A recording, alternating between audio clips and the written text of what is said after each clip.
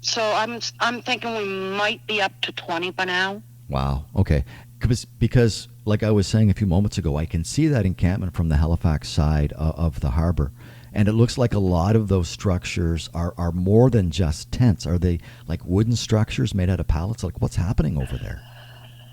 There is a couple places they got, I don't know where they got the material, but they got some 2x2s or 2x4s or something, and build frames and put tarps on them. Okay. So they're kind of building their own little tiny homes. Yep. Okay. The sad thing is, though, is compliance is saying no structures, and they're looking at those as structures. Okay, so what is compliance going to do? Say, no, you can't do that. You must go back into a tent? They have been telling, there's tents on the inside of these structures. Oh, okay. Yeah. They have been trying to tell them that they have to bring structures down. Well, I would, I'm sure that has something to do with like fire regulations, I'm sure. Yeah. But at the end of the day, we have people who are doing whatever they can. They're MacGyvering everything that they can possibly put together so that they can survive the East Coast winter that is relentless and continues to this day with snow in the forecast for Tuesday. Do you have more time? Yeah. Okay, we're going to take a quick break. We are speaking with PJ McKay, a resident and a camper at one of 5 designated encampments here in the Halifax Regional Municipality. We will continue the conversation right after this. My name is Matthew. You are listening to Truth from the Booth on FolkTalkRadio.com.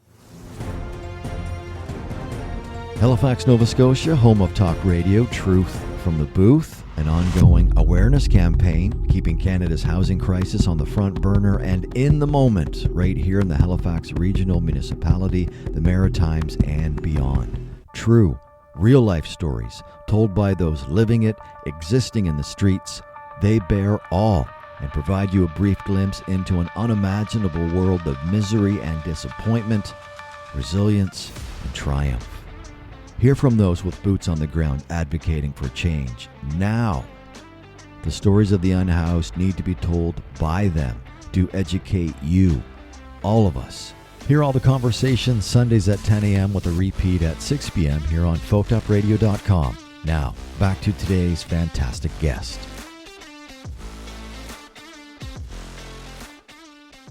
Hi, you're listening to Truth from the Booth with Matthew, and I'm PJ McKay. Thank you so much, PJ. Okay, just a few more things. I know that you're busy. You were definitely taking advantage of the nice weather on Saturday. I want to ask you about shelters. There was a new shelter that opened up on Brunswick Street here a few weeks ago in Halifax, just outside the city. I'm wondering, because this is the time of year, I've been in this area for nearly 4 years, and I've seen it play out every springtime, every summer, that the shelters this time of year start to empty out. So I'm just wondering, have you seen any new faces show up at the encampment? And I know in one of your videos you said that you feel safer in your camper in a field than a shelter. So I just want you to explain. I want your opinion of shelters, just for the audience. What's your honest opinion of shelters? Well, my opinion with shelters, if you go into a shelter, you're in a room with a whole bunch of strangers. You don't know them. You don't know what they're going to do, and how safe you're going to be. Even if they do have security, things can happen to you before security can get there. And like there is like a lot of people that are rape victims like myself. I don't want to go into a room full of a bunch of people and perhaps have something like that happen again. I totally understandable. Does anyone have PJ McKay's back over there at the encampment? Or are you doing this a solo survival mission? I'm basically solo. Okay. We talked about Mosh coming in and the hub. Now, and you had mentioned in one of your videos, and I just want to let the audience know that, again, All these talking points are coming from videos and content that PJ has already put up on their own social media. When more people arrive at the encampment, these agencies only have a budget of so much money, whether it's per week, per month, per year. When more people start showing up, that eats into that budget. How concerning is that for you when you see the numbers go up, knowing that there's only so much money for everybody? That's a very high concern for me. Not just for me, but for, like, even if I have what I need, I can't sit back and watch somebody else suffer. And seeing that the hub is struggling to try to keep, like in the winter we had to have the propane. They had a hard time keeping that going because of the cost. And there's the tents, the tarps, heaters. The list goes on. That's why I've also tried to point out to people that, hey, if you know where the hub is, maybe go in and you have maybe $10, $20. Donate it for them. That way you know that whatever you donate is going to the hub, and the hub is a responsible organization that will put it to what it's meant to go to.